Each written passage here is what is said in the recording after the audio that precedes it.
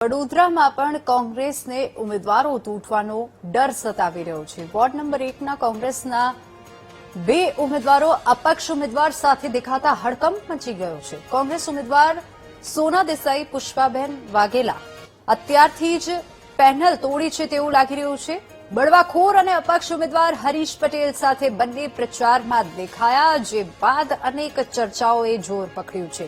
કોંગ્રેસના ઉમેદવાર આમીબેન રાવત અને ડોક્ટર નિકુલ પટેલ પણ ગાયબ છે। મતદાન પહેલા જ આંતરિક ડખાથી ઉઠ્યા અનેક સવાલ અને કોંગ્રેસની આખી પેનલ વોર્ડ નંબર 1માં જીતશે કે કેમ તેના પર સવાલ ઉભો થઈ રહ્યો છે। મારી ઓફિસે મધ્યસ્થ કાર્યાલયનું ઓપનિંગ કર્યું। આ યુવાનો અહીંયા આવ્યા હતા।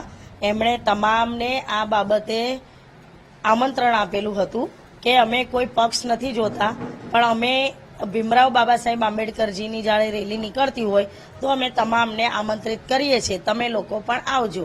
હવે એના અનુસંધાનમાં હરીશભાઈ આ વોર્ડના કોર્પોરેટર હતા, એટલે એ વોર્ડના કોર્પોરેટર કોંગ્રેસમાંથી હોય તો સ્વાભાવિક છે કે એમનું પણ બધાની સાથે સંકલન તો હોય જ। યુવકોએ તમામ પક્ષોને આમંત્રણ આપ્યું છે અને યુવકોએ ભારતીય જનતા પાર્ટી સિવાય તમામ પક્ષોને આમંત્રણ આપ્યું છે। એ બી હું તમને કહું છું, એ જ સમજી લો કે ભાજપ સિવાય તમામ પક્ષો બોલાયા હોય તો આ યુવક કઈ મત બેંકના હશે। જૂની રામવાડીથી દર વર્ષે નીકાળી રહ્યા છે। વર્ષોથી આ રેલીનું આયોજન થાય છે। આ સામાજિક એકતાની રેલી છે। આની અંદર કોઈ પક્ષને લેવા દેવા નથી।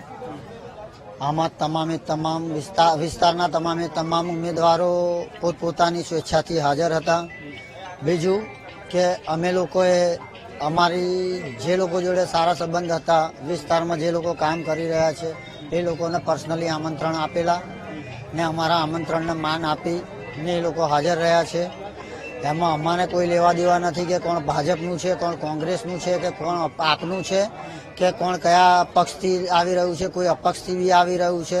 અમે કોઈને અપમાનિત કરતા નથી। બાબા સાહેબ આંબેડકરના જન્મ જયંતિ નિમિત્તે અમે દર વર્ષે આ રેલીનું આયોજન કરીએ છીએ ને આ રેલીમાં દર વર્ષે અલગ અલગ પક્ષના અલગ અલગ રાજનેતાઓ હાજર હોય છે।